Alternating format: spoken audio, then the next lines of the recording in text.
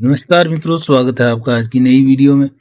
आज की वीडियो में हम डिस्कस करने जा रहे हैं नए प्रोसेसिंग टाइम्स के बारे में।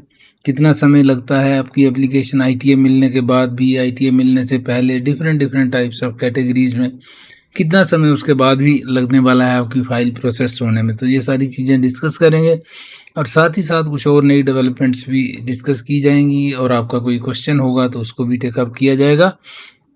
तो वीडियो में एंटर करने से पहले जिन्होंने चैनल को सब्सक्राइब नहीं किया, चैनल को सब्सक्राइब कर लें और बेल आइकन प्रेस कर दें, जिससे आपको आने वाली वीडियो की जानकारी मिल जाए। और साथ ही साथ वीडियो को लाइक एंड शेयर जरूर करें, जिससे कि चैनल की रीच और लोगों तक हो सके। तो आइए आगे बढ़ते हैं। तो प्रोसेसिंग टाइम की अगर हम बात करते हैं तो सबसे पहले बात करते हैं temporary residence visitor visa from India की। तो इसमें प्रोसेसिंग टाइम पहले 33 डेज का था, इस बार 36 डेज दिखा रहा है, लगभग एक हफ्ते के बाद का। विजिटर वीजा इनसाइड कनाडा पहले 13 डेज था, 14 डेज हो गया, ऑलमोस्ट सेम ही है। विजिटर एक्सटेंशन का 189 था, अब 186 हो गया, ऑलमोस्ट ये भी सेम ही है। नेक्स्ट आता है super visa from India, 122 days था, अब 129 डेज हो गया, तो 7 दिन का टाइम इसमें बढ़ गया। आगे बात करते हैं स्टडी परमिट फ्रॉम इंडिया। तो इसमें लास्ट टाइम भी 3 वीक्स था, तो अभी भी 3 वीक्स का ही टाइम बता रहा है, कोई चेंज इसमें नहीं है। इनसाइड कनाडा में 7 वीक्स का हो गया, यहाँ पे इंक्रीज हुआ है, एकदम से 7 वीक्स का दिखा रहा है। नेक्स्ट आता है work permit from India, 6 weeks का प्रोसेसिंग टाइम है। तो as compare to last week तो बराबर ही है, लेकिन अगर पिछले देखें तो पिछले हिसाब से थोड़ा सा कम है। नेक्स्ट आ जाता है work permit from Canada initial and extension, तो इसमें है 181 days. Work permit from Canada initial and extension है 181 डेज। अब अगली कैटेगरी पे चलते हैं, इकोनॉमिक इमिग्रेशन पे। तो इकोनॉमिक इमिग्रेशन 6 अगस्त की जो अपडेट है उसके अकॉर्डिंगली एआईपी में लग रहे हैं अब 13 मंथ्स, तो लगभग 1 महीना इसमें ज़्यादा लग रहा है। अब पहले 12 मंथ्स का था, अब 13 मंथ्स हो गया।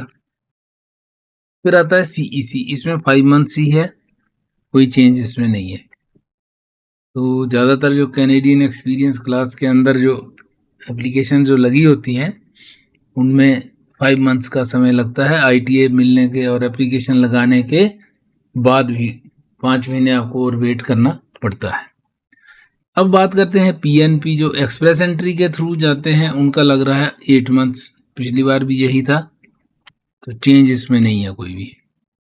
और पीएनपी विदाउट एक्सप्रेस एंट्री पहले 19 था, उससे पहले 20 भी दिखा रहा है, तो 19 मंथ्स इस बार भी है, तो कोई चेंज इसमें, सॉरी इसमें 20 मंथ्स है इस बार, पहले 19 था, इस बार 20 मंथ्स है। स्किल्ड वर्कर्स का 7 मंथ्स है, पहले 6 मंथ्स था, अब 7 मंथ्स हो गया, थोड़ी सी चेंज इसमें भी है। स्किल्ड वर्कर्स क्यूबेक में 9 मंथ्स का ही है, इस समय भी इतना टाइम लग ही रहा है। स्टार्टअप वीज़ा में 52 मंथ्स हो गया है, जो कि 40 मंथ्स पे काफ़ी देर से वही दिखा रहे थे, 40 मंथ्स 40 मंथ्स 40, अब 51 52 तक पहुंच रहा है, तो लगभग 4.5 साल का समय इसमें लगेगा। नेक्स्ट आ जाता है फैमिली स्पॉन्सरशिप। पहली कैटेगरी इसमें जो है वो है spouse and common law partner inside Canada. तो क्यूबेक के लिए अगर आप करते हो तो 38 मंथ्स था, अब 40 मंथ्स हो गया, ये भी इंक्रीज हो गया। उसके बाद आउटसाइड क्यूबेक के लिए 36 मंथ्स हो गया है। नेक्स्ट आता है spouse and common law partner from outside Canada. तो क्यूबेक के लिए अगर करते हैं तो इसमें है 41 मंथ्स, इंक्रीज इसमें भी है। और आउटसाइड क्यूबेक के लिए ये है 13 months,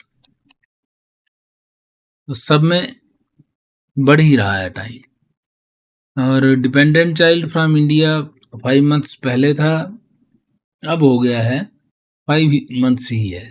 next category inside Canada dependent child का जो है उसमें 12 मंथ्स पहले था, अब भी 12 मंथ्स ही है। Parents and grand parents from India 48 months ही दिखा रहा है, लगभग 4 साल का समय। इनसाइड क्यूबेक के लिए और आउटसाइड क्यूबेक के लिए है, मतलब रेस्ट ऑफ कनाडा के लिए ये रहेगा 36 मंथ्स, 3 साल का हो गया। पीआर कार्ड अगर आप रिन्यू करवाते हैं तो इसका समय लग रहा है 28 डेज, और अगर नया कार्ड लेना है तो उसमें 40 डेज। थोड़ा थोड़ा ये भी इंक्रीज हुआ है, ज़्यादा फर्क नहीं पड़ा है, लेकिन रिन्यूअल वाले में 3 दिन का पड़ा है और इसमें ऑलमोस्ट वही 41-40 एक ही बात है। तो ये थे प्रोसेसिंग टाइम्स और उनकी कैटेगरीज। आप देख सकते हैं कि किस तरह से ये टाइम जो है, इसका प्रोसेसिंग टाइम जो है वो आ रहा है आजकल। अब आपके क्वेश्चन आंसर देख लेते हैं। जो टीयर 2 में है बट स्पाउस वीज़ा के लिए एलिजिबल नहीं है और उनका मार्च में वर्क परमिट खत्म हो रहा है, क्या आगे एक्सटेंशन होने के चांसेस हैं क्या? अब एक्सटेंशन की बात अगर करें तो यहाँ रोज रूल जो है चेंज हो रहे हैं। तो आज मैं अगर कोई बात आपको बताता भी हूँ तो वो कल आपके लिए इनवैलिड हो जाएगी जब तक आप अप्लाई करोगे। तो बेटर है आप किसी कंसल्टेंट के थ्रू अप्लाई कर ली, इसका जो लोकल वहाँ पे आपके एरिया में कंसल्टेंट हो, ताकि वो टाइम टू टाइम आप सर्विस उसकी ले सकें, तो वो बेटर रहेगा। या तो सेल्फ स्टडी कर लीजिए, बट इस केस में थोड़ा एक्सटेंशन के केसेस में ये थोड़े से केसेस जो हैं टिपिकल होते हैं, तो केस टू केस डिफर करते हैं, पर्सन टू पर्सन फाइल जैसे उसके जिस हिसाब से उसका डिफरेंस आ जाता है। तो इसके लिए मैं आपको यूनिवर्सल आइडिया नहीं दे सकता बिना प्रोफाइल के। तो बेटर है आप किसी कंसल्टेंट से टाइम लेके उससे डिस्कस करिए, उसके बाद ये अप्लाई कीजिए ताकि आपका चांस खराब ना हो। What are the chances of 465 points in health and care? Health and care में 465 अब आना तो चाहिए। अगला ड्रा अगर जल्दी आ जाता है तो 460 तक जाने की संभावना है, हो सकता है उससे नीचे भी जाए, depending on the draw size और नंबर ऑफ कैंडिडेट्स कितने हैं पूल में, किस हिसाब से हैं। तो उम्मीद तो है 450 तक भी टच कर सकता है, उससे नीचे भी चांसेस हैं, और डिपेंडिंग ऑन वही बात आ गई कि साइज कितना होता है। तो आप होपफुल रहिए, अगले ड्रा में आपका नंबर आने की संभावना है। नेक्स्ट आता है एक्सटेंशन किस बिहाफ पर अप्लाई कर सकते हैं। इसके लिए कई लॉजिक्स हैं, कई रीजनिंग्स हैं इसमें। तो बेटर है आप भी किसी कंसल्टेंट से बात कर लीजिए जो लोकली आपके पास हो, जो आपको प्रॉपरली गाइड कर सके कि उस इस समय वहाँ पे क्या चल रहा है। क्योंकि जैसे ऊपर वालों को जो आंसर दिया वही आपके लिए भी वैलिड है, कि यहाँ पे जो आंसर दूंगा वो वैलिड नहीं रहेगा आपके लिए। हो सकता है एक आदमी के लिए वो आंसर अच्छा हो, दूसरे के लिए वही आंसर खराब हो जाए, क्योंकि फाइल टू फाइल और केस टू केस ये चीज़ जो है वो वेरी करेगी, डिफरेंट हो जाएगी। तो जो हर आदमी के लिए एक ही रूल लागू नहीं होता इन चीज़ों में। तो अब किसी से बात कर लीजिए तो बेटर रहेगा। How much grade is necessary to get the 50 marks in French language? French language का एक वीडियो बना ही देते हैं, अलग से वीडियो बनाते हैं कि कितने पॉइंट्स उसमें चाहिए, क्या चाहिए। वैसे उनका जो है NCLP 5 तक वो मांगते हैं। तो बाकी इसमें डिटेल मैं अगली वीडियो में डाल दूंगा, क्योंकि अगर इसी वीडियो में सब कंपाइल करूंगा तो ये वीडियो हो जाएगी लंबी, क्योंकि और भी कुछ डेवलपमेंट्स हैं 2026 के, क्या आसार हो सकते हैं, क्या उसमें गाइडलाइंस हो सकती, प्रायोरिटीज़ क्या होंगी, उसके बारे में भी थोड़ा डिस्कस करेंगे, क्योंकि कुछ खबरें आ रही हैं उस तरह की। तो ये वाली वीडियो यहीं तक रखते हैं। आपने आज जान लिया कि कितना प्रोसेसिंग टाइम लग रहा है, कितना कितना टाइम लग रहा है। तो टाइम तकरीबन हर कैटेगरी में इंक्रीज ही हो रहा है। रीज़न बीइंग के एक तो इन्होंने स्टाफ कम कर लिया, दूसरा अब क्या होगा, इस समय अब ड्राज आ जाएंगे बड़े बड़े, क्योंकि अब 5-1 महीने रह गए हैं। क्योंकि अब ये 5-1 महीने रह गए हैं, तो ये 5 महीनों में इनको कवर करना है जो भी टारगेट इनका रहता है। अगर 1 लाख तक भी पहुंचाते हैं तो भी अभी इनको 50,000 कैंडिडेट्स लेने हैं, और एवरेज मंथली तब भी 10,000 होता है। और अगर अपने टारगेट पे स्टिक करते हैं तो 75,000 के करीब कैंडिडेट्स और लेने पड़ेंगे, जो कि 15,000 के करीब होता है पर मंथ। तो इसलिए फिर वो प्रोसेसिंग टाइम और इंक्रीज होने की संभावना है।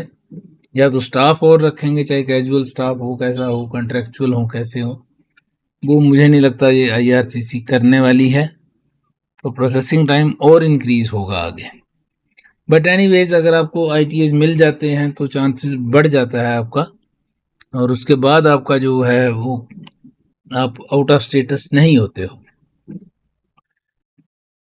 तो ये थी आज की वीडियो। मिलते हैं आपसे अगले वीडियो में, तब तक के लिए नमस्कार। अगर आपने अभी तक भी चैनल को सब्सक्राइब नहीं किया तो चैनल को सब्सक्राइब करें और वीडियोस को लाइक एंड शेयर करें, जिससे और लोगों तक भी चैनल की रीच हो सके। Thanks for watching, have a nice time, see you again in the next video, जो कि काफ़ी इंपॉर्टेंट होने वाली है लेटेस्ट डेवलपमेंट्स वगैरह को लेके। तो इसी में करते हैं, मगर इसमें अब टाइम ज़्यादा हो गया तो इसलिए नेक्स्ट वीडियो में उसको कवर करते हैं, और कुछ और नई चीज़ें जो भी चेंजेस आई होंगी वो भी डिस्कस करेंगे।